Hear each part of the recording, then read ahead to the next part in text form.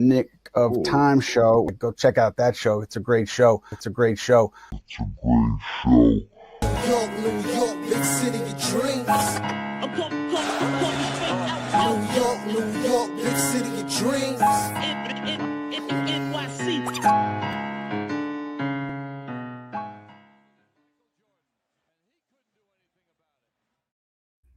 What's going on? This is Jay Ellis from the Nick of Time show here, giving you the Knicks talk just in the nick of time. And it's time to talk about a brutal loss to the Hawks, man. The Hawks haven't really won much, but they won 2 in a row and they beat the Knicks. And we didn't have Karl Anthony Towns, we didn't have Mitch Robinson, we did not have our guy Josh Hart, and we lost 111-99.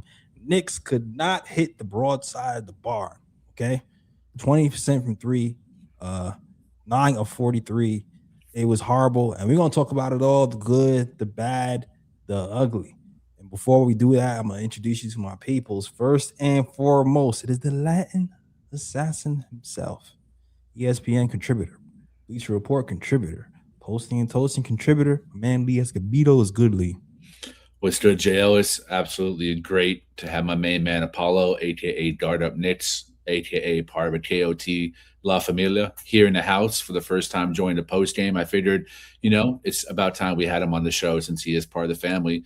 Love to hear his voice after a game. Unfortunately, I was hoping to bring him into a win, but here we are talking about a nasty, nasty L for some nasty business.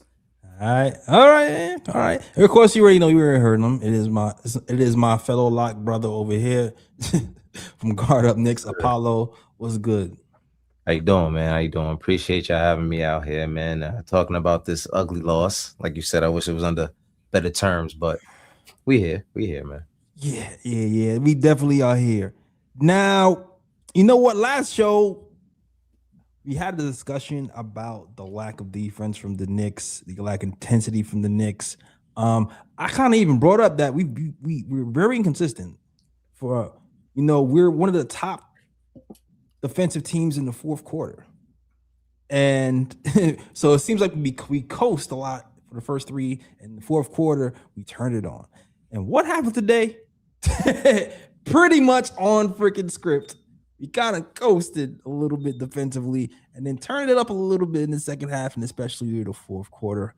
And it's funny enough, I saw some stat today that said that Mikal Bridges has one of the best, is the top fourth quarter defender in the NBA, which is kind of interesting. But today was really interesting because although we did figure it out in the fourth quarter, I feel like we figured it out because of something different. I feel like the fact that we didn't have Cat, the fact that we didn't have Mitch, the fact that we didn't have Josh Hart, and we had to play so many young guys, I felt like it just took a lot of people a minute to like find their role and find how to imprint the game. Because when you're looking at the game today, we were losing the rebounding battle in the first half of the game. All of a sudden, Ariel Hukporti wakes up, has a 16 rebound game, offensive rebound machine.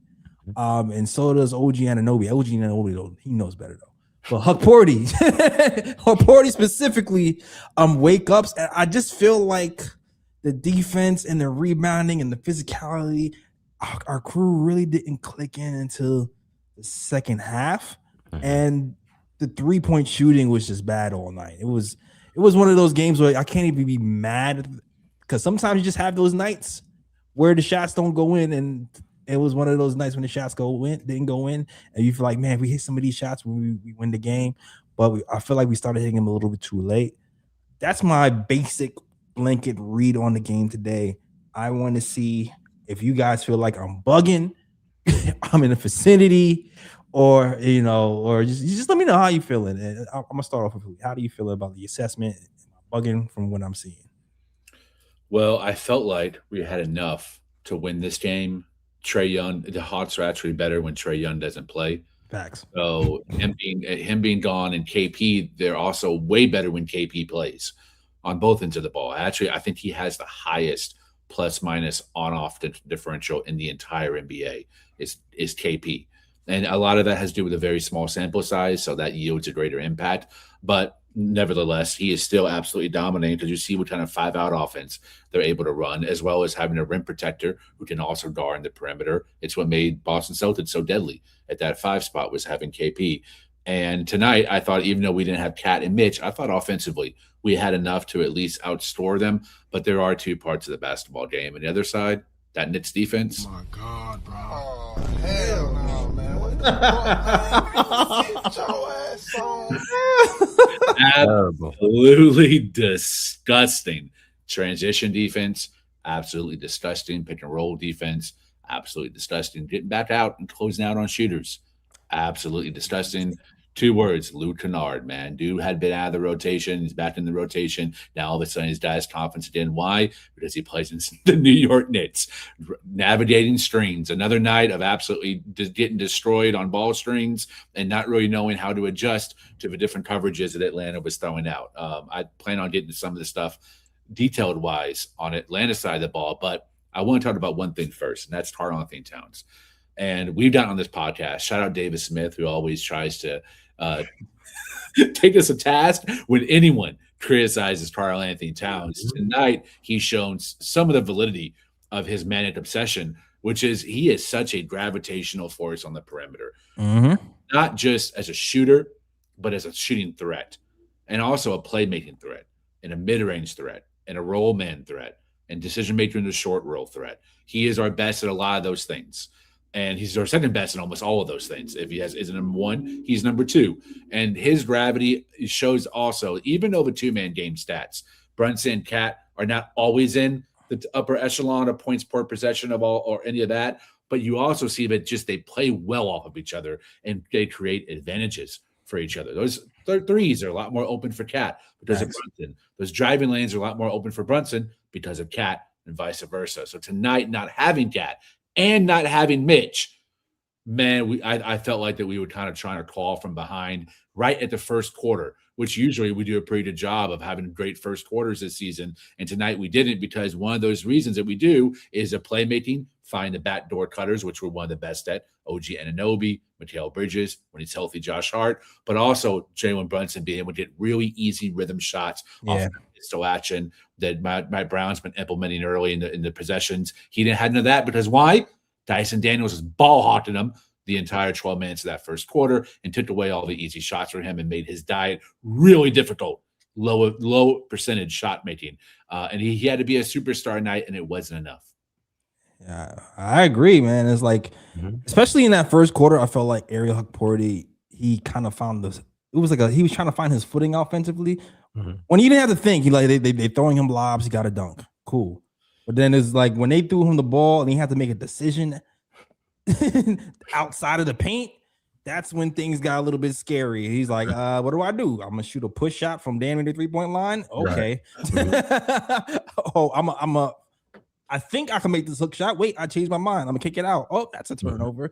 That's a stark difference from having Karl-Anthony Towns there making offensive decisions versus Ariel Hukporti. So I feel like, and I don't want to crap on a dude because Ariel Hukporti, this is his first real NBA minutes this season. And like I said, it took him a while to get his feet wet and to find his impact. I felt like he found one with his impact in the second half and outside the first half. But like that's the difference between not having Cat and having Cat, like you said. The spacing, the decision making, 20-something points a game, the gravity, all of that. Yeah, Apollo, man. What are you thinking? Atlanta took full advantage of the guys being out, and they just threw everything at Jalen Brunson, and they made everybody else score. Or what they really couldn't do. But that's pretty much what it was. And you go 9 for 43 from 3. That's you're not gonna win a game doing that at all. Yeah. So it's when you take the ball out of Jalen Brunson's hands and you make somebody else on that court create, and they didn't do that tonight. I don't think Tyler Cole could get it going, and Jordan Clarkson couldn't really get it going. But at that fourth quarter, they started to make that push, but at the end, it was already set in stone at that point. It was the game was pretty much over.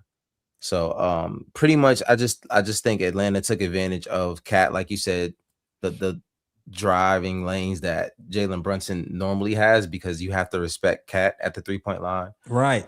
You don't have those anymore when Cat's not there, and you can just double on Jalen and just keep two guys on him for most of the night, which is what they did. They pretty much took the ball out of his hands all night.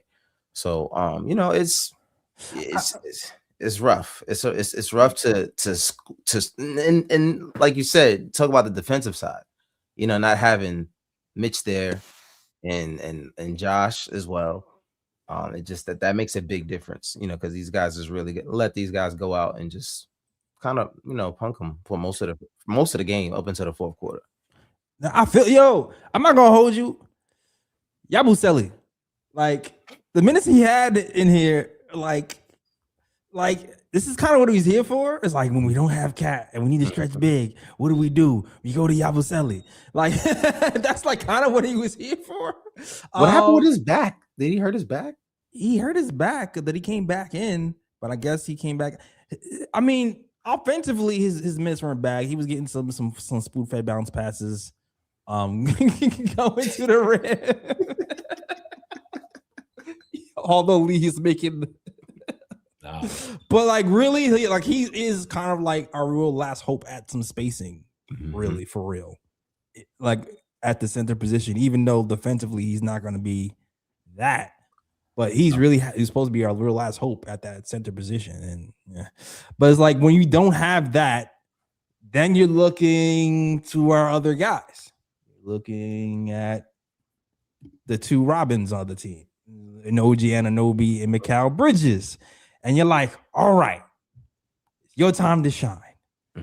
And what happened? What happened when it was their time to shine?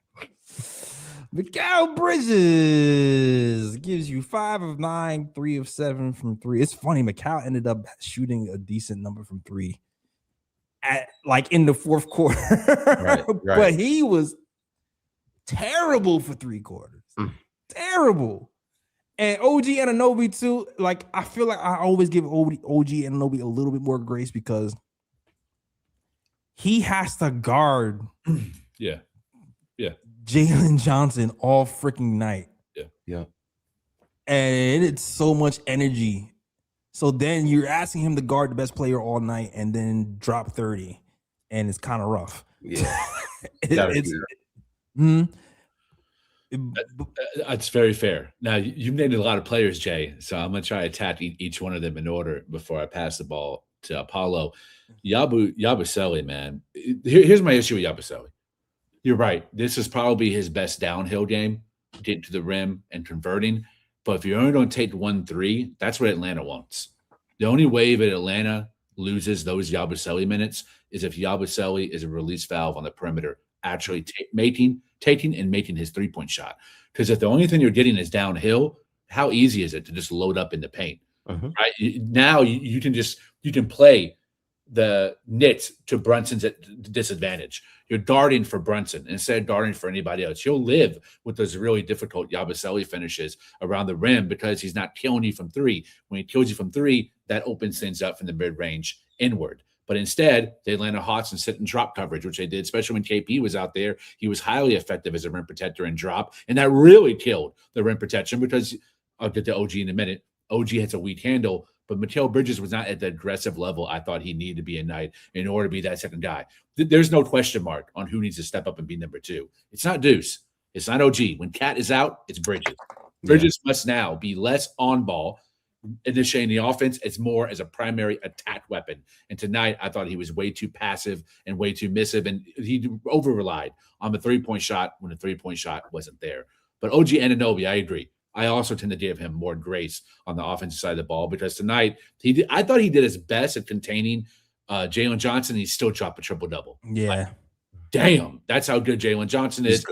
It's also great that OG Anunoby kept him from really being even more dominant because we actually had a shot to get back in this game. But OG offensively, man, there's real criticisms I have about his handle and his ability to break down defenses and attack closeouts. It's not there yet. I think one of the reasons why he's so effective as a cutter, he has to be. That's really the only way that he ever gets at the rim and gets in that dunker spot where he is one of the most unstoppable players to stop when he's vertical dunking. But he has to catch it on those cat passes with Karl Anthony Towns and Josh Hart are two of the best at getting him that pass to be effective. Tonight, they were just letting off him, giving him space and say, you better beat us off a dribble in order to get your points anywhere outside of a corner slot. And he couldn't because that handle is not as strong as it needs to be, which makes him not a viable third option when Cat is out. He could be a viable third option when all that gravity's on the floor and all the lanes are open, shots are easier, and single coverage more happening. But when Atlanta Hawks are giving single coverage or doubling Jalen Brunson with Dyson as a primary point of attack and switching everything else, bro, you have to attack your closeouts, especially when you have a mismatch. And he couldn't. It wasn't that he didn't. He can't. This wasn't the first game we all of a sudden, it was like, oh, Eureka, that OG Anunoby doesn't have a handle to be a real third option. He doesn't. So that's why it's so important for everyone to be healthy, because it slots everybody in each other's role in the totem pole in the hierarchy of the offense. Tonight, when you're asking Bridges to do more, when his personality doesn't demand it, when you're asking OG Anunoby to be more, when his skill set doesn't demand it, you're in a tight spot. He's done it, but I think when Brunson is out, he's like, I'm the man now, and his handles get tighter. All of a sudden, he's baby Kawhi again. Remember when Brunson was out, he was averaging like 30 points a game. All of a sudden, he could dribble. I was like, what happened? What happened to that guy? As Alan Hahn said tonight, this is one of the best perimeter defensive rotations in the NBA. Not one or two guys like we have, but 4 or 5. Asa Newell coming off the bench, Dyson Daniels and Jalen Johnson as your switchable, and Nickel Alexander-Walker. That's 4 or 5 guys that give awesome length and switchability, which they did, to where they can guard the point guard, they can guard the center. That's difficult for OG Anunoby to break through when they're giving space. And these guys are great at deflections. They're great at blown up dribble handoffs. To me, this was not the game for him to do it, and he doesn't have a handle to overcome that defense. I still felt we had open threes, though. I still feel like we had wide open threes for half the night. They were giving us the three. Yes. So it was like, top defense. Half of those shots, more than half of those shots is wide open. I'm like, if we hit those shots, we win. That's how I saw it. I'm sorry. What are you thinking, Apollo? I know. No. I'm with y'all. I'll tag one by one. Is the same thing with Yabusele. I'll start there, of course. I'm just not impressed. You know what I mean? And sometimes it's like he doesn't take advantage of the opportunity. You know, like when other guys are out, we've seen Kolek, we've seen McCullough at times take advantage of that opportunity. And we haven't had a Yabusele game yet. And he's been here the entire time getting more minutes than they have consistently, at least. And I just don't see it. I don't know what his role is. Of course, we hear the trade rumors, if things are happening there. But it's just like you said, when guys are out and he's supposed to space the floor, help us do that, and you take 1-3, that doesn't help us at all. You know what I mean? It's just what, like you said, going downhill. It just makes everything.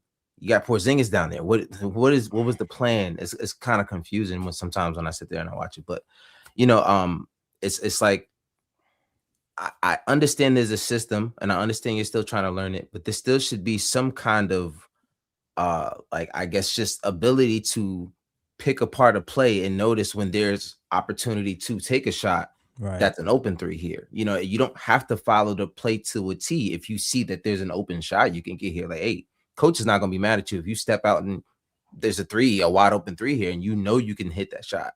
So it's sometimes, it's frustrating to watch, but hopefully we don't have this many games where all of these guys are out, especially like Kat and Mitch and Josh, to have all of these guys out, because now you have to rely so much on guys like Yabusele. But OG, I talk to my guys about it all the time. They try to tell me to lighten up on his bag. His bag is very shallow, and I talk about it all the time. and I truly try to ease up on him, because like you said, he has a plate, a large plate. You know what I mean? Like, he has to guard the best player, then he has to go out here and create. But it's like you said, in his games like this, when guys aren't there, where you have to rely on him, and it's like, all right, let's show us what you got. That's what the Hawks said. They said, show me what you got. Yeah, and put the ball in his hands. And is he can't really create the way you should be able to as at least a third guy half the time. But it's, and like I said, I don't like to pick on him. He's gotten better little by little. He's starting to pick up things little by little. But if you want this kind of role and you want the ball in your hand that much, you have to be ready for this. You have to, I don't know what you're doing in the off season. Like, these are the things that you have to train for and be ready for, so that, there might be games where for multiple games where OG is the best guy on the floor. And how is that going to look? And that's something that I worry about if that's the case offensively. Yeah. So, you know what I mean? But just that, and then like you said, Mikal, most of the problem with Mikal, like I always said, is his mental. Like, he has the skill. He can break anybody down when he really wants to sometimes. He's a mismatch for a lot of guys, especially if he's being guarded by a guard. So he can shoot over a lot of guys, but it's certain times of the games that he picks and chooses when to be that guy. And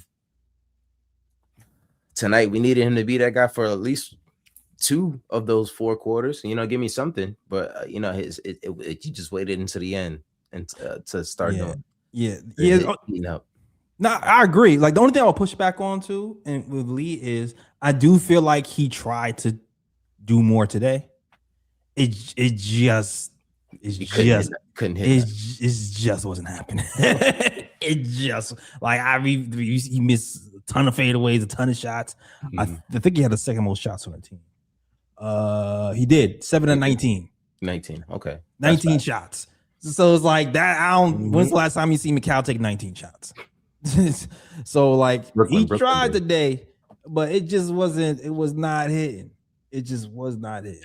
And as we mentioned too, Atlanta was loading up in the paint too. So as good as Mikal Bridges is, right? We always talk about playing the gaps, getting deflections and steals. Atlanta's pretty good at that too, especially Dyson Daniels. So every time he would drive in, they were ready for him. Yeah. They knew what they watched tape. They know what angles he wanted to come at. They know what his sweet spot is on that left side of the court when he's driving baseline for that pull-up fadeaway midi. They knew that, and they crowded him. They took away his space. So, that was great defense. They gave us a 3. Yeah. We're not going to hit it. That was the only way they were going to win. Yeah. And they did, because we bricked. We needed that. We needed the 3.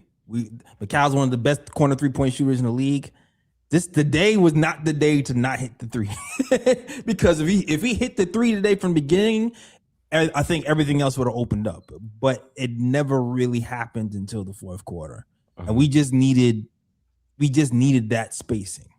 And you know what, they did a great job on Deuce too, because Deuce has been on a heater from 3. He started off hot. He really couldn't get free as the game waned on. And so they did a good job on Deuce. If there was anybody who I felt like was tightly contested all game from 3, it was Deuce. Everybody else, I felt like Mikal had open 3s. I felt like OG had open 3s. I felt like even Brunson had a couple of open 3s as well. Maybe he was just worn down from being hawked all day, that he didn't have the legs to shoot it. But I felt like he had open 3s as well. It just wasn't. It was just the shots weren't coming in today. It just weren't.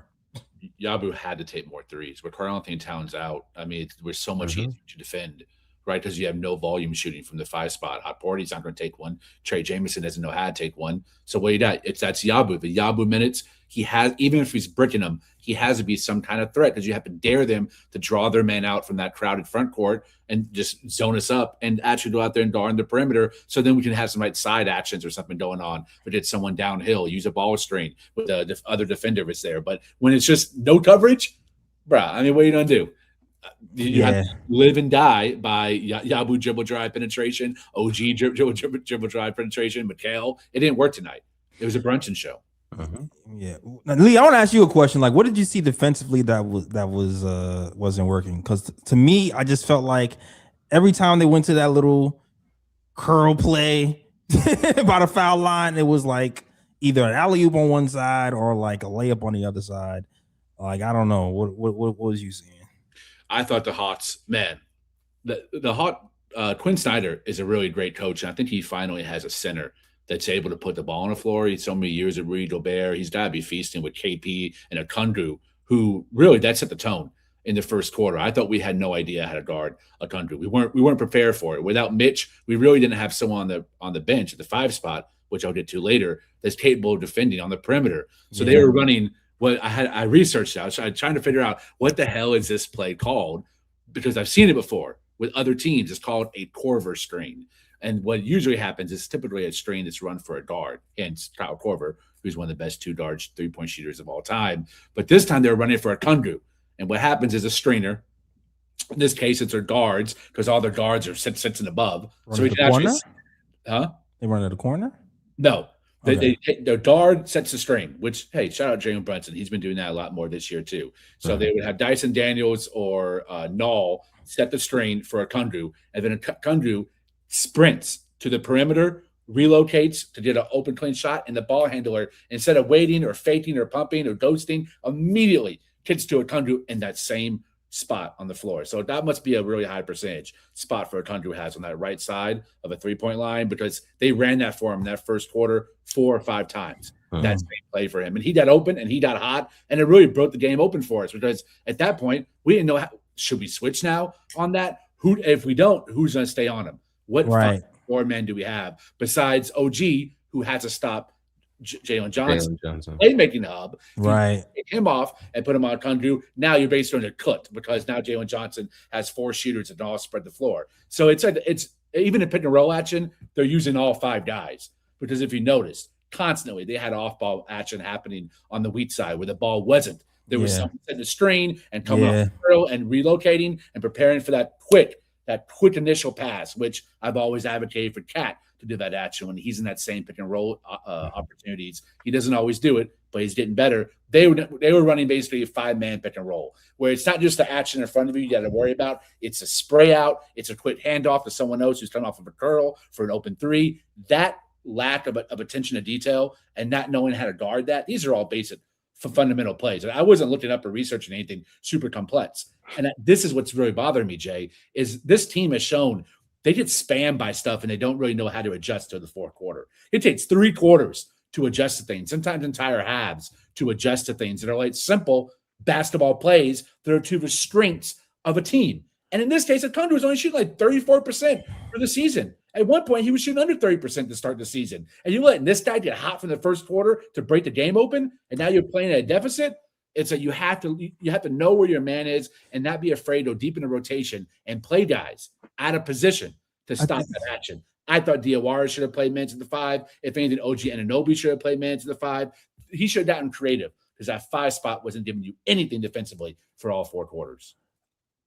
I was gonna say, Lee, like I feel like the lack of height might have for sure been the problem of not adjusting, because, like you said, like you have a center getting run a Corver screen, and you're like, all right, what do I do? Do I switch? Because I do remember a switch happening when Jalen Brunson was home in one time. I'm just like, how the hell did that happen? So now it's like, when you have Jalen Brunson on him, bad communication. It's all downhill from there. You know what I'm saying? So it's like I kind of feel like we don't always have the personnel or the length to like cover certain actions all the time.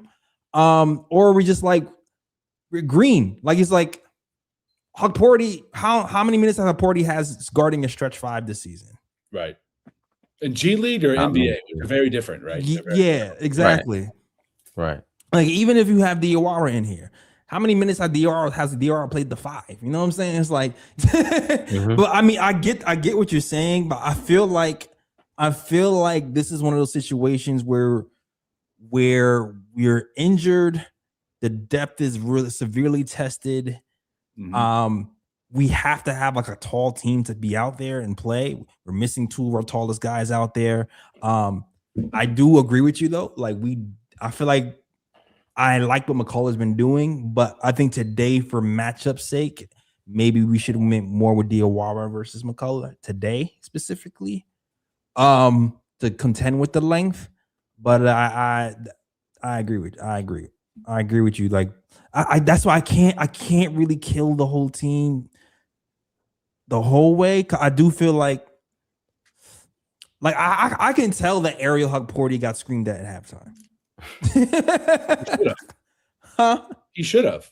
Yeah, I can tell because there was a stark difference from the first half of completely night and day. Hugporty pretty much got us back in the game with his activity. Mm-hmm. If we get that aerial in the beginning, maybe this is different. But it's like, I don't know. It's like that's why I'm torn on like how mad to be at this game. You know what I mean? Like, I'm not. I feel like I was more mad at the Spurs game, to be honest with you, than this game. But that's how I feel about it. I don't know. I feel like we should have looked across the floor at what the other team was doing and not be afraid to be just as creative. I think this is a night where, okay, how many minutes does Diawara have guarding his stretch five? Valid question. But how many minutes does Trey Jameson have? And he was doing it. How many minutes does Yabu have this season or Hot Porty have this season doing that? And they were tasked with doing it. I think they really should have thrown a wrench in the system and say, you know what? You're going to switch everything but the Brunson coverage. We're going to do the same thing. We're going to switch, and we're going to play one of our best, longest defenders that typically plays at 3 and 4 at the 5 and really muck up your handoffs and muck up all that action, try to break it up, force a turnover, and get out in transition. They didn't. He went standard, traditional, 5-man at the 5 spot. Unfortunately, he was a 5-man for most of the minutes that can't play any damn defense at any level, at the rim, in the mid-range, or on the perimeter, consistently for 4 quarters. Right? A Hot Porty, again, we'll get to that later. Great offensive. Awesome. I love how they're utilizing him as a lob threat in that first quarter. I love how he's a great crashing the boards, fantastic rebounder. But we need defense behind Karl-Anthony Towns, especially when Karl-Anthony Towns is out and Mitch is out. To me, we should have been as creative guarding what they were throwing at us as they were to us. Yeah. I get it, but that's a hell of a wrench. The hour at the 5 is a hell of a wrench. You lost. Gotta do it. Yeah, I don't know. That's a hell of a wrench. But I want to get your thoughts on this. Like, this is a new development to me that I'm looking at. Is McCullough versus Diawara to me. Diawara was getting a lot of minutes. He scored 18 points versus Atlanta the game before. Only played 6 minutes versus the Spurs. But the Spurs game, McCullough kind of made a little bit of a name of himself. Even though they didn't win the game, he just made consistent big plays. Both of those guys to me are like energy guys. McCullough seems to have a knack for being a good point of attack defender. Diawara seems to have a knack to like blow up plays with his length, whether it be poking steals or blocks or whatever. Mm-hmm. Both of those guys to me are still raw offensively and have ways to learn. Ways to go. I don't know. Do you guys have any preference on Diawara playing versus McCullough? Like, what do you think, Apollo? I guess it depends on the matchup. I typically like to see Diawara out there because I think he like picks up something new every game. Like I'm starting to see like he shows me something new every game. Like he shows me a bit of confidence that he didn't have the game before every single game. But then you put McCullough out there and then he knows how to put the ball on the floor. Looks clean. Mm-hmm. He's making all the tough reads on the rebounds and getting in there and fighting with guys to get the ball. He's making the right plays with the ball. It's not always just scoring. He's looking for his teammates. So I guess it depends on what you're looking for. You know, it's tough because I was a real big fan of Diawara this year because he's been getting an opportunity. He's been getting an opportunity and he's showing that he deserves it. Right. But then McCullough gets healthy, and then he's like, "Hold on now." And I've been waiting to see him play since last year. All year, I'm like, "Is he there? Like, where is he at? Is he hurt?" Like, they really like just let him cook. They really just let him cook. Like they turned it on low, and they just like just chill over there. You put him in a crock pot, you know. Yeah, right. Season a little bit. Season a little bit, and the product looks really good. So, I can't choose. They're both my young guys, but I like what I'm seeing out of McCullough. I like what I'm seeing out of McCullough. You did the parent thing. I love both of my children. I got 2 boys. I got to do it. None of you are my favorite. I love y'all both equally. McCullough. Oh! I heard something real good. I heard you pick a side. Okay. Who you got, Lee? Not even close. Diawara. Oof. I need the size. To me, I think about it in terms of the positions that they play. Where do we need more help? And to me, the 4-5. Well, there's two things we need definitively. Another point of attack defender. Now that could be Shamet. Shamet gets back, he becomes our second point of attack defender. So maybe we don't need a trade to satisfy that. But the position I do think we need a trade is, and eventually we'll talk about this on the show, is someone who can play the 4 and the 5 and defend the rim and be able to switch on the perimeter and not getting cooked by guys like we've seen, like the Torian Prince type guys all season. And to me, that's eventually going to be Mo Diawara. I think whoever we get this year is going to be a 1-year rental. If we make a trade, I'm thinking long-term forecasting. Diawara, man, every game he improved some part offensively. He gets a little bit smarter in some capacity defensively. And he's able to guard up. We need more of those. We need more size, and we need more guys who are able to guard shooters that play the 4 and the 5 position. I love McCullough. That's no knock on any of his skill set, but we kind of have a lot of overlap between him and Josh Hart and him and Mikal Bridges. So in terms of playmaking, I'm not looking a whole lot for those. Still, I'm not going to say no to him, but that's not what I'm looking for.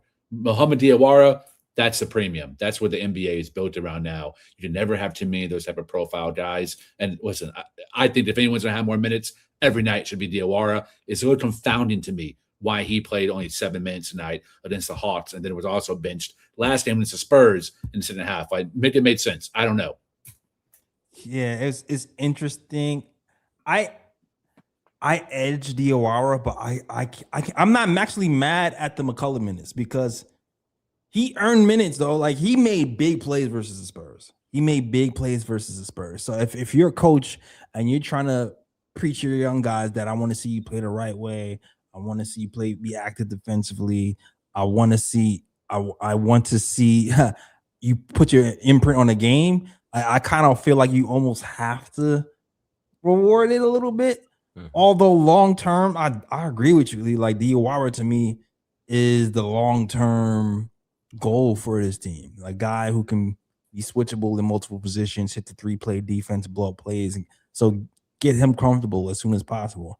But like even though point of attack defense has been a problem in general, specifically today, I feel like we should have went with DR today. Specifically, just because, like Han said, this is like the tallest team in the NBA, from the top to bottom. So you kind of need this length. Pause. Yeah, we definitely pause. We definitely could use the extra, wingspan. There you go. How do I not say length? How do I not say that word? We definitely need the extra wingspan. When you say like I said, it did depend on what you need, and like you said, the league is built around that kind of that archetype. You know what I mean? And that's definitely something that we could use more of. We need more wingspan on this team for sure. Because it's sometimes we just look small. You know what I mean? We just look like a small team, and it's frustrating because teams do take advantage of it. It's pretty obvious that they do that. But yeah, man. Facts, Prezi. Oh man, Paul, the police, for real. But, oh man, but yeah, man. Word to Cam. Go ahead. Yeah. Word. But yeah, it's just basically that. I definitely I enjoy watching the growth. Like I said, every game he shows me something different. Every single game, Mo just shows that he's growing and getting more comfortable with the ball out there. So I'm with it.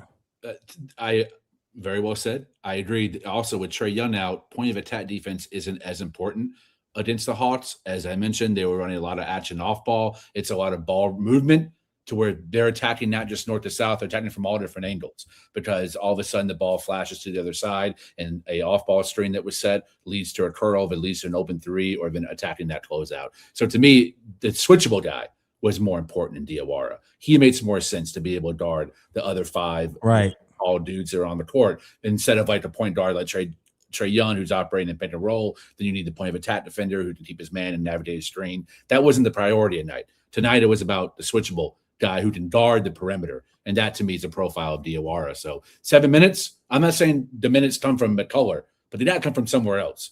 And as I think it was Prezi or no, yeah, every Yabu minute, I don't listen, man. I think I'm done. I was trying to be like, can Yabu give us a little bit more? If you're not going to take the threes, that's like not understanding the offensive principles of Mike Brown. I know they're in his ear. Like, look, man, this offense depends on you taking the shots above the perimeter for these cuts to make sense, for these to be rewarded, right? In the mid-range to open up, for Brunson and Mikal to have good looks. If you're not going to take the three and you're going to try to attack that by going downhill for very difficult shots at the rim, you're actually hurting the offense, and your points come outside the flow of winning, and they don't impact winning. So to me, get them out and put someone in there who understands what this wheel offense is about and who's able to do every single part of that wheel offense as well. Well said. Well said. Well said. I'm not mad at the McCullough pick though, but I'm DOR. I'm tipping towards DOR. Stanley. Yeah, I read that. I tried to ignore it, but yeah. Stanley's going Stanley, man. Stanley, man. Stanley's going Stanley. He got jokes. Stands out for sure. Oh, for man, sure. Man. Oh man. Anything else you guys want to mention that I haven't touched on yet? I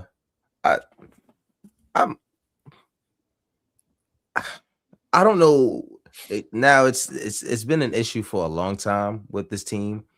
Why are we so bad at defending the three? Like, it's been like a couple coaches now. Like, I don't know if is it a Knicks thing, or is like, what is going on where they don't take defending the three serious? Like, is it a bad habit that was developed under, maybe Tibbs? I'm not blaming Tibbs for it, but I think there was a bad habit that was formed there, and these guys, like the other night with Julian Champagne, however you say his name, the one of the plays, and he gets wide open again, and like Mike Brown is damn near on the court, like, yo, get over here, like, what is going on here?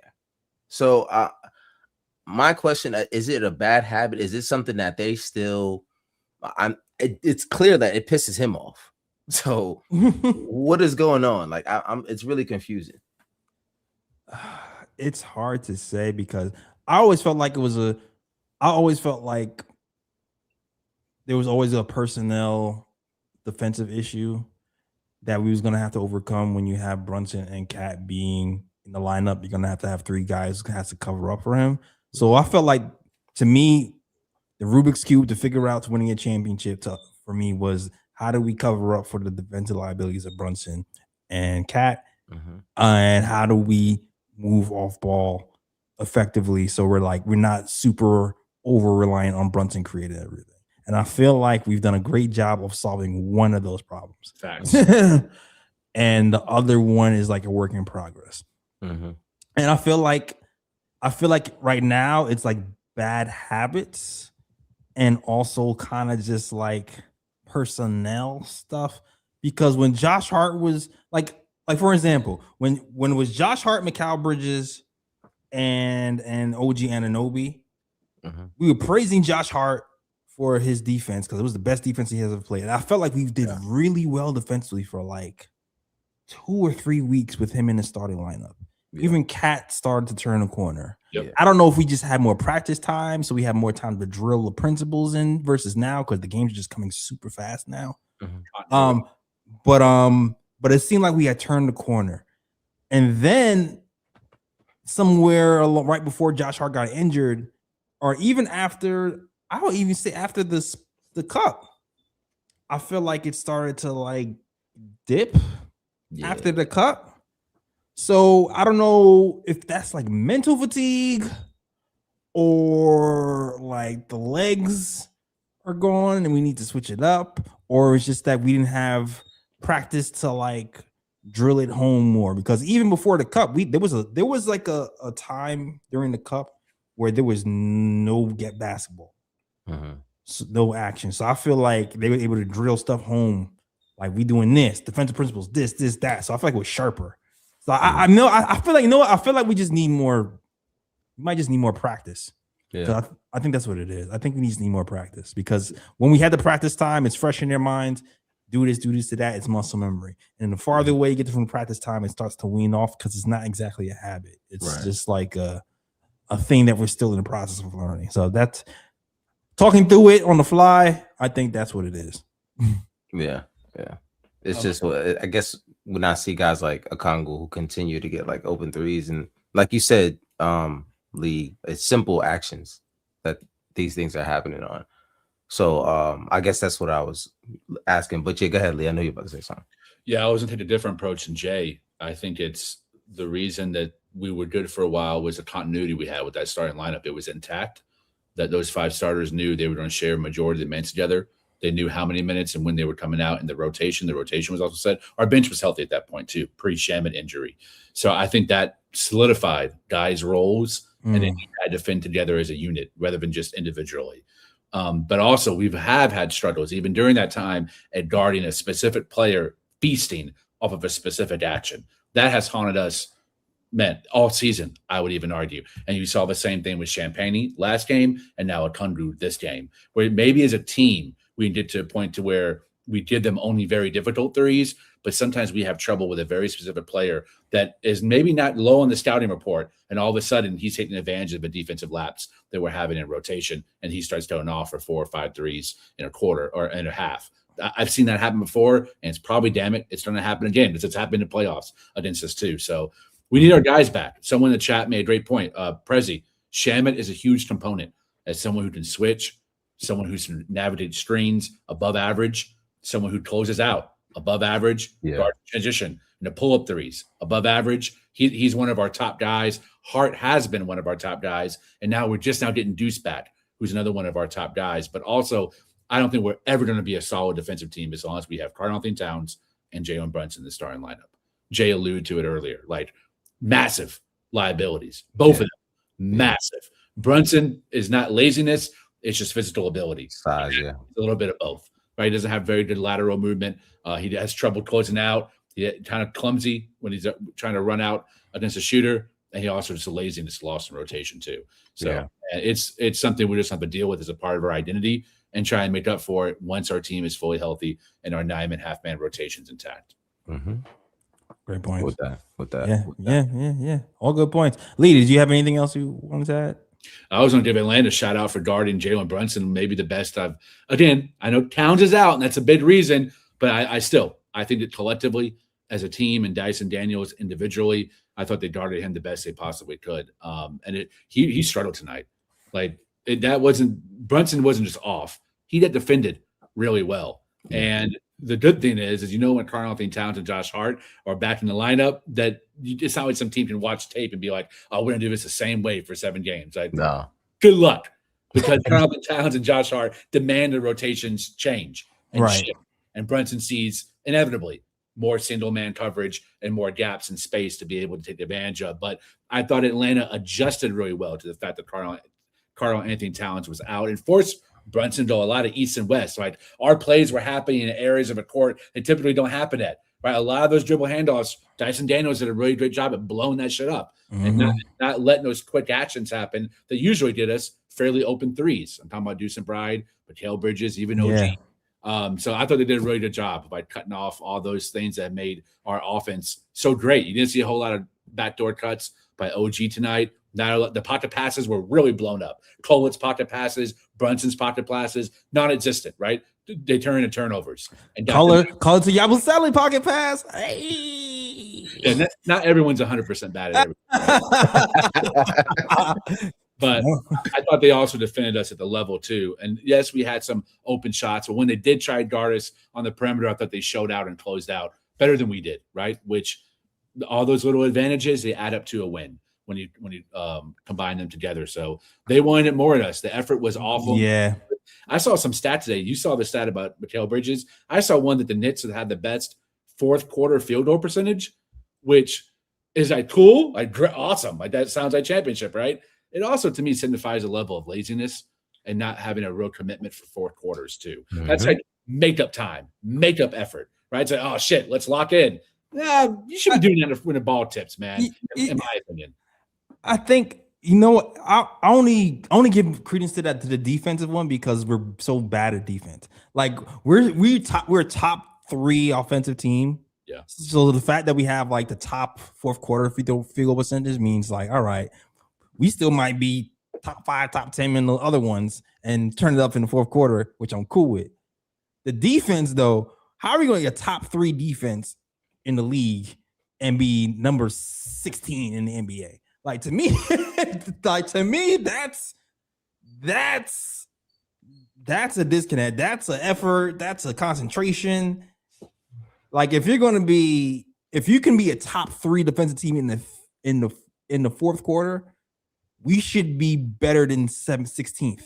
Yeah, and we have at some points of a season. We have. Yeah, that because that means the other 3 quarters we were like bottom. Yeah, that means we're like bottom 20 in the another 3 quarters. Yeah, terrible. So I was like, and this leads me to that last point. I want this to be a group discussion. I think there's one trade that we need to make. And I don't know Yabusele, obviously, his $5.5 million is going to be the foundation of any salary swap, right? It has to be. And the best case scenario is a 1-for-1 deal where it's Yabu for someone else. But I think we need someone who can, all the things we've talked about, lack of closing out, lack of switching on ball strings, lack of being able to guard a hot shooter. To me, that's someone that needs to be able to play the 4 and the 5. You're going to say Precious Achiuwa. What you going to say? Or Precious Achiuwa, who was one of the best rim defenders last year in all the NBA statistically. And the eye test, we said it on the pod as well. We need to trade someone. I like Hot Porty. Offensively, Hot Porty is better than both those players combined. Also has a higher ceiling than both those players because they're both old or they're both limited. But to me, Hot Porty is not the right center for this roster. Hot Porty is very skilled as a rebounder.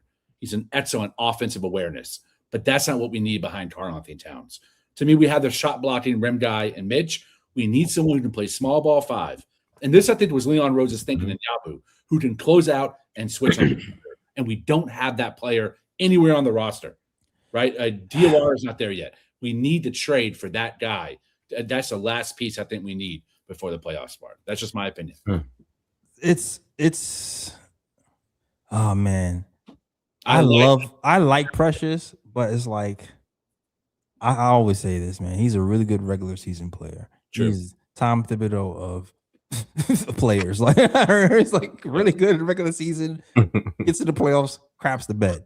Choke job. Like because like when it comes like that small, that floor gets smaller. That floor gets smaller when he's on. Because you talking about sag off. You would definitely sag off with the thing.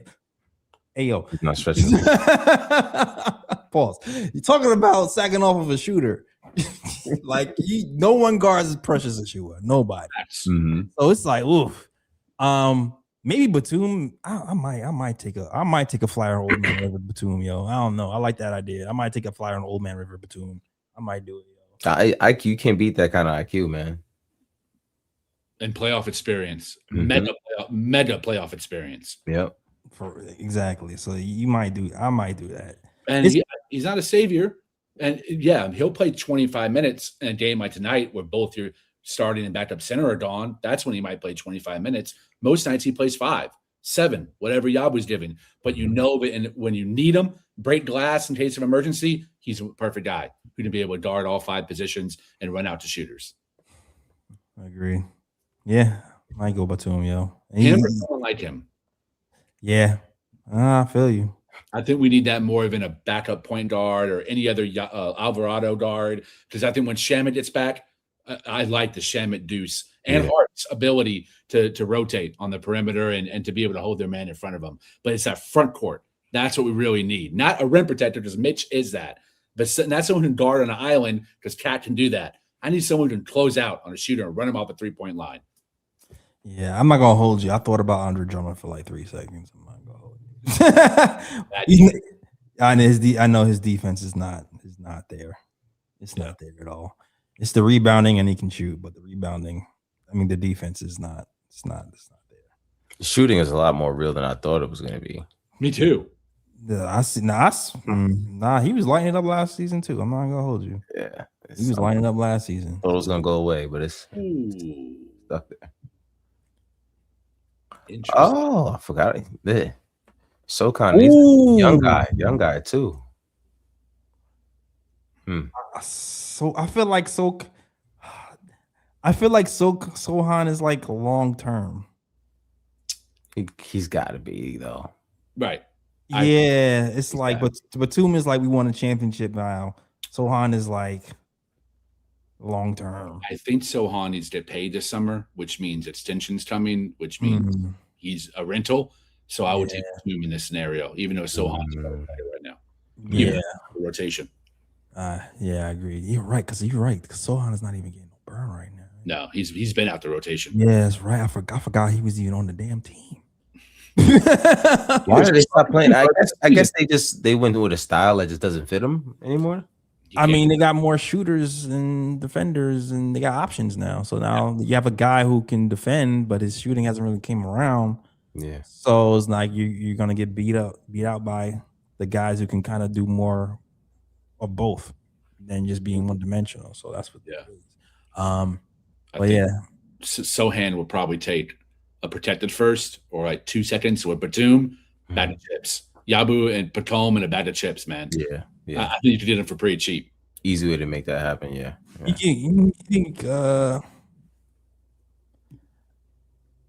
think you can do like a little bit of a, I don't know, second round? He ain't even in a rotation. It's like he used to get the non-rotation players for cheap.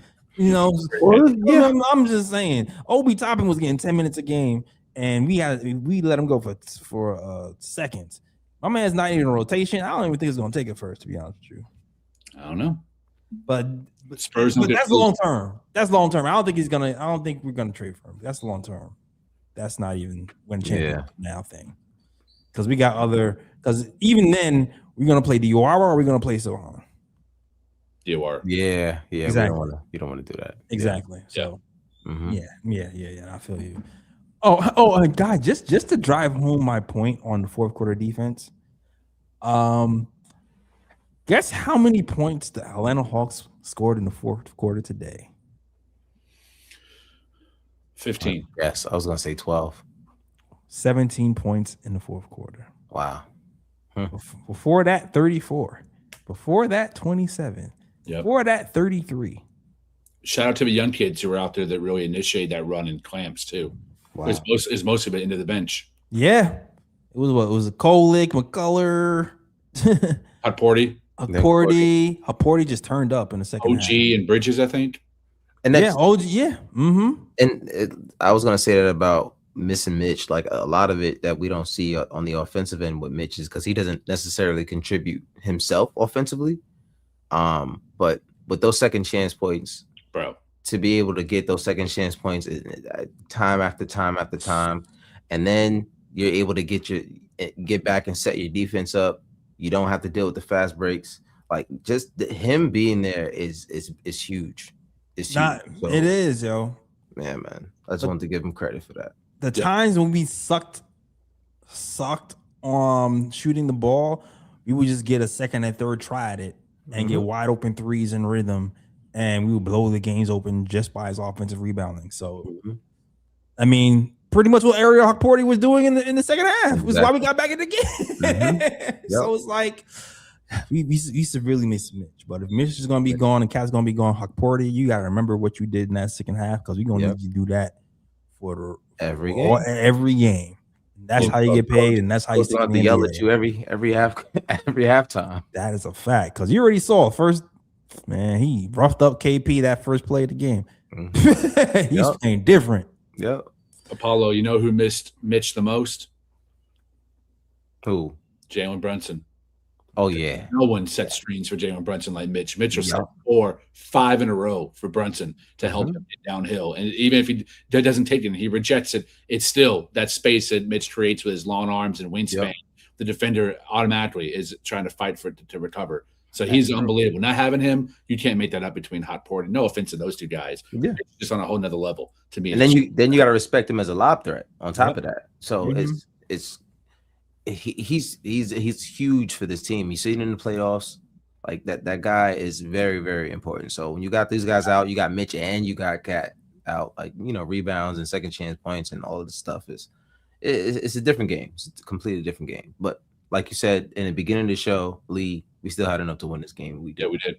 We just took a minute to figure out how to do it, but We had enough. And hopefully we win tomorrow. The freaking 76. And they're better than this Hawks team, in my opinion. Oh yes. Oh yes. Oh, VJ's The truth. he's getting comfortable. He's getting comfortable. Man. That's the MVP candidate, in my opinion. When they're healthy, they're a problem. The problem is they're not healthy all the time. Yeah. Now they happen to be healthy now and catching us on the freaking back-to-back. And I'm like tight because now we're missing half our team.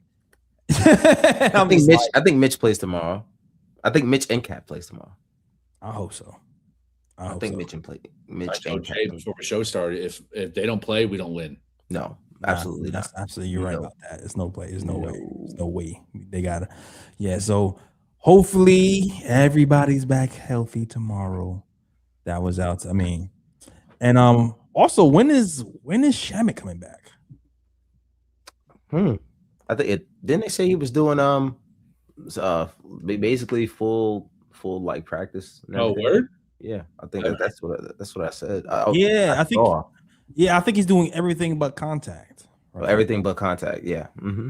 So which means I feel like he'll be back, like maybe in a week or two. I'm hoping.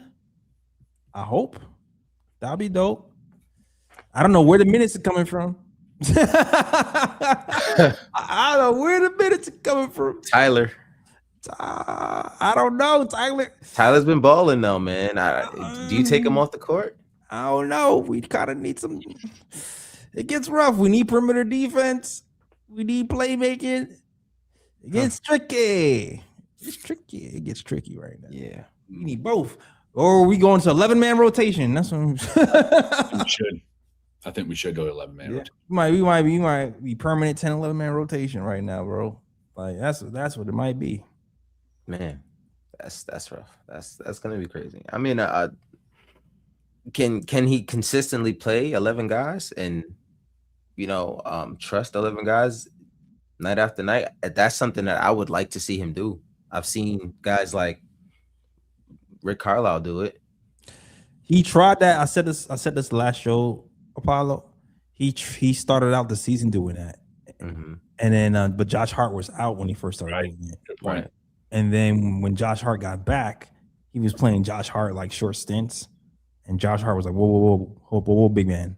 Like, I need rhythm. You can't be pulling me in and pulling me out. Like, I need rhythm." And then the rotation got shortened to I think 9 men after that. Yeah. So when Josh Hart gets back, it's gonna be tricky. It's gonna be tricky. Why you play. If the rotations are starting 5, right? Hart and the other 4 guys, and the bench is Hartson, Deuce, Tolwood, and Mitch. Those 4 guys play every game and they play double-digit minutes. And then Shamit is your 0.5. Do you keep it that as is, or do you expand it to make a lot for some Diawara and McCullough minutes? You got to get some Diawara minutes in there. I think you have to get Diawara minutes in there. Like I said, he's showing you something new every game.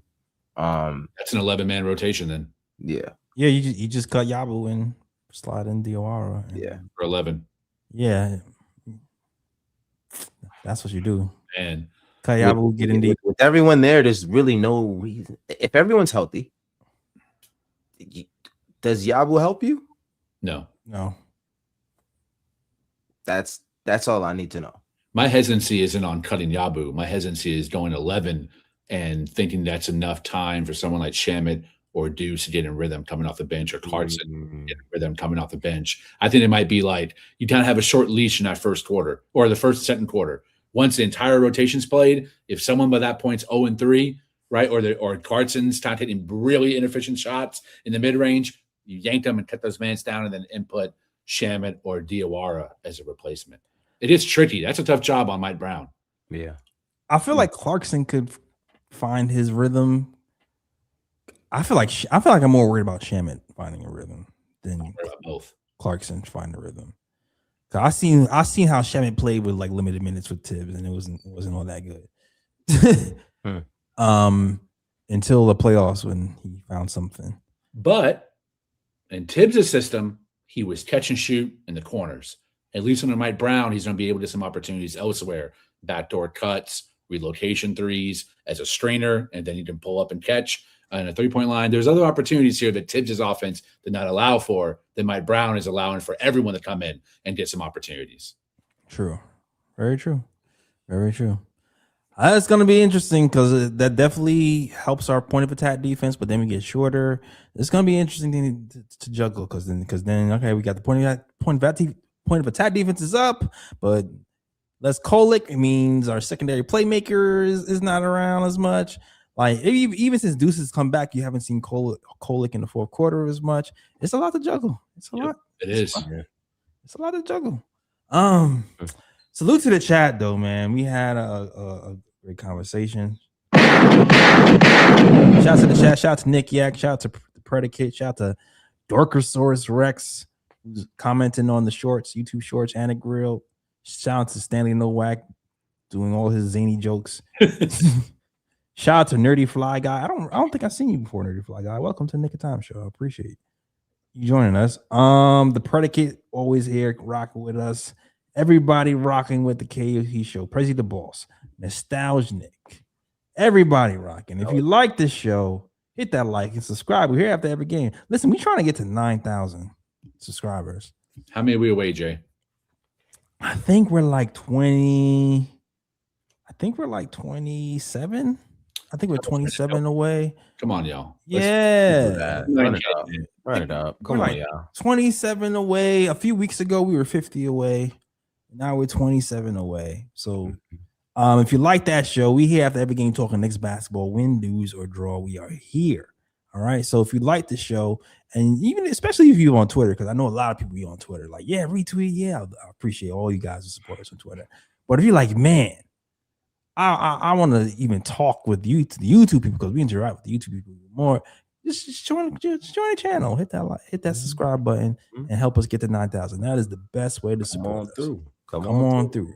Also, super chats are welcome. It helps keep the lights on. Helps pay for StreamYard. All right. help pays for lights. You know what I'm saying? And backgrounds. And somebody donated some bread. Just like, listen, got Ryan a light the other day. All right, thank you. That's the channel support, helping us build this thing up so everybody can be visualized and glowing, mics and all that stuff. So all that support helps us. All right, so help us out so we can help continue paying the bills and building channel because we giving y'all stuff. We giving the show for free. All right, after every game for free. Come on, son. All right. It's a lot of work. It's a lot of work. A lot of work. So, all right. So yeah. I feel like that's all I got for you guys. I don't know if there's any bruh picks or anything from Lee or anybody. I got 3 shout outs. First, want to give a shout out to Jesus and E Mata on Twitter. Saw Jesus's post that his wife has entered hospice. She's a huge fan, and I've been kind of keeping the chat and the channel informed of her progress throughout the year, and it's starting 2026 off rough. Hearing that news, her and her husband have been like, to me, they're like the perfect Knicks couple. I always wondered why they didn't have a commercial on MSG. I was like, man, they need a channel talking about how, because they actually do games, talk games, bring other people to games, other Knicks fans. They've been a great role models, I think, for like how to really support the team during the up and down year, and have been for years. So my prayers are with both E and her husband, Jesus. Jesus, I'm not sure how he pronounces it. But yeah, man, that's very tough news to hear. And it's been on my mind, on my prayer list, which leads me to my second one. Y'all know how I feel about Jeff Clafter, man. He's one of my dearest friends. He's kind of Elias DeVito of a Dope Soul Sports Network. If you know, you know. And he is one of my favorite people and one of the kindest people I know. Brother in Christ, great man. Someone who has had deep, rich conversations with me, both on the pod and off the pod in private. And he lost his mom. Oh man, I believe yesterday morning. She was out of town at a competition. I believe it was a bridge tournament, and lost her life. So really difficult to hear that. He has been potting. Please go support the Dope Soul Network. He has been on the last 2 pods. That's someone that like I relate to that. When I've been going this on my most toughest battles, there's nothing I enjoy more than getting on this podcast and this is all honesty, and having Jay Ellis roast me. That nothing boosts my spirits more than that. And Jeff was on the pod last night, getting roasted and talking ball with his brothers and the Queen on the Dope Soul. And I've watched both episodes. It's been tough, as you can see it on his face, the pain that he's going through. And I wish the Knicks did him a win, because the last 2 games that he has covered, Spurs and Hawks, led to losses. So really horrible. Please, Knicks, let's hit that W for my main man, Jeff. We know everyone here at the KOT. Usually he's here in our chat. He's always commenting on the YouTube channel as well, and on KOT's Twitter handle, my Twitter handle, everyone's Twitter handle. He's a huge supporter of a channel and a really, really great human being, husband, father, and friend. So we love you, Jeff. We love you, E. We love you, Jesus, man. KOT channel is definitely sending love your way. Absolutely. Shout out to those guys and Jeff, and condolences to you and fam. Shout out to the Dope Soul too as well. Yeah. All right. But also shout out to Stanley, who gives a super chat. Appreciate you. $2.47 super chat. Only he gives us only Stanley would give a $2.47 super chat. Not $2.50. $2.47. Thank you. Thank you, Stan. Appreciate you, Stan. Oh my gosh. Oh man. Hey, do y'all have New Year's resolutions? Oh, New Year's resolutions. I got one. My New Year's resolutions is to make money, stay healthy. It's a great one. Stay prayed up. Yep. That's pretty much it right there. That's right. Yeah. Right. That's Ditto for you, Apollo. Yeah, ditto.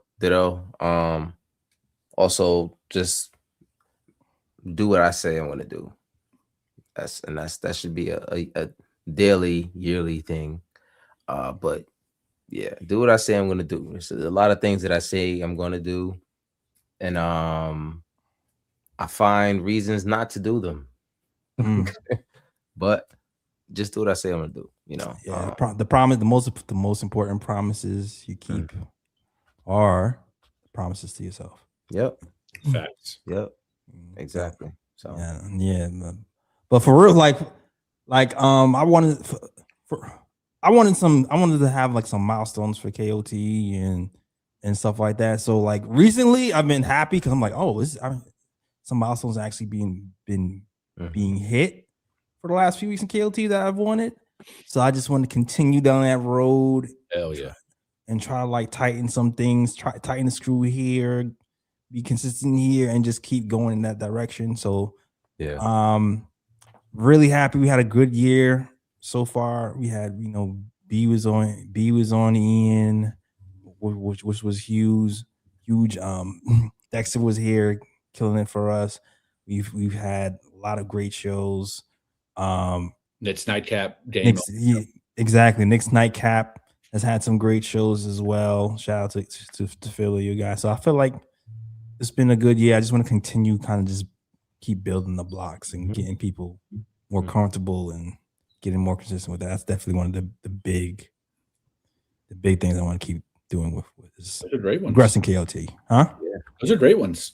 But like that, yep, that health, prayed up, keeping in touch with family and stuff. Because I'm in the boonies now in New Jersey, so keeping in touch with everybody and find that balance of like staying connected.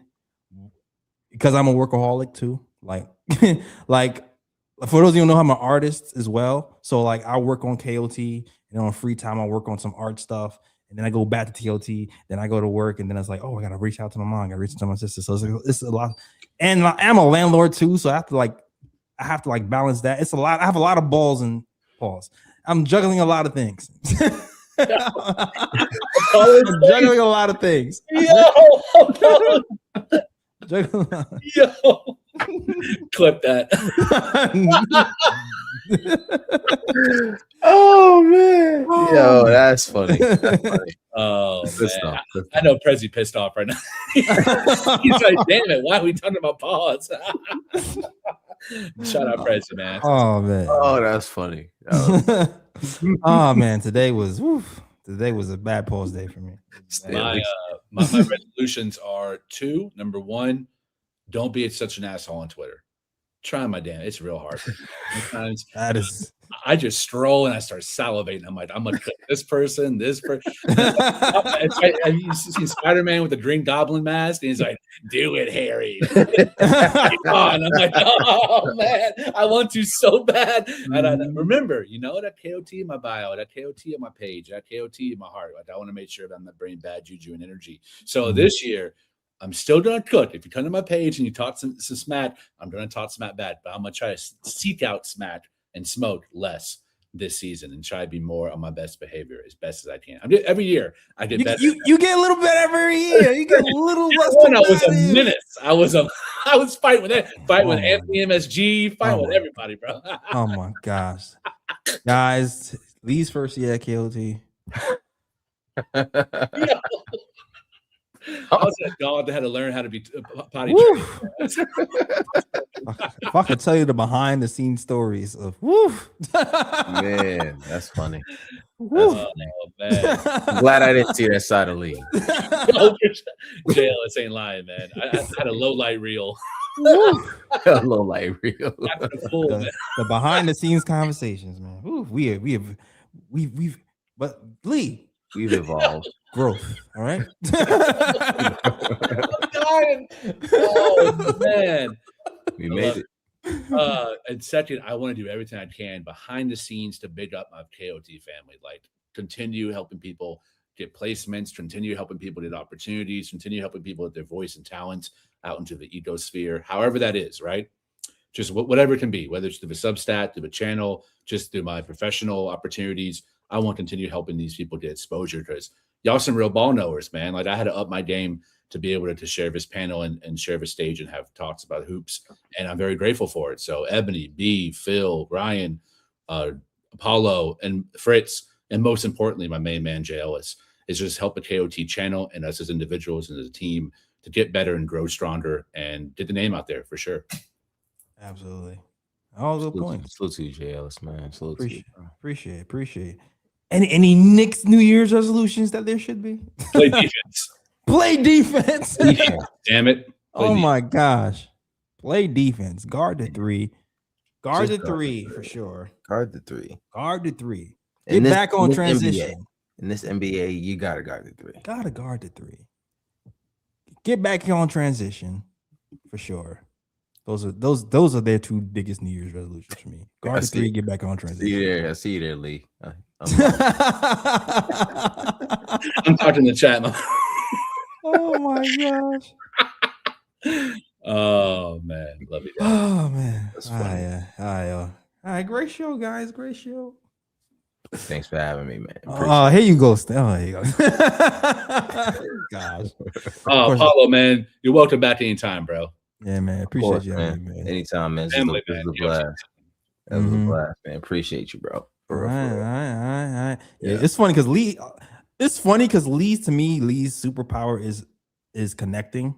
Like, I feel like Lee is like a great connector. He has an uncanny ability to like reach out and touch different people. Yeah. And then it's like his arch nemesis is like the exact opposite of that. It's kind of weird how that works. I'm you either love me or you really hate me. So it's like I feel like the moment he gets a handle on that, facts is through the roof. I Through agree. the roof. It's through the roof. Yeah, keep the muzzle on. That's it. Yeah. Oh, that's hard, bro. Man, I was born a troll. I'm gonna die a troll, man. It's hard. They can troll, like troll me, troll the people who can troll back and have fun. You know, I think it's control because trolls it has to leak out somewhere. You just gotta know where to do it and how. That's true. That's true. Because there's people who joust with you and have fun with it, and there's people who's gonna be like, "Yo, bro, like, can't." Yeah. That's some hits out on me, bro. real talk. There's a quarter of Nick's Twitter that hates my ass. I already know. You win some, you lose some, man. Yeah. Oh man. All right. Yeah. The ones that love me, I love you too. There it is. There My it is. God. My All God. right, that's good. We're gonna end with love. All right. No. That is the show. Thank you guys for watching. Yo, Apollo, let them know they can find you, sir. Guard Up Knicks everywhere. That's usually where you can find me, man. Just come out with this TikTok, YouTube, Twitter, Instagram, Guard Up Knicks everywhere, man. Come show some love, man. Exactly. Show some love. And shout out to Apollo, because I still remember Apollo was like probably one of the first people to actually like invite me to their show.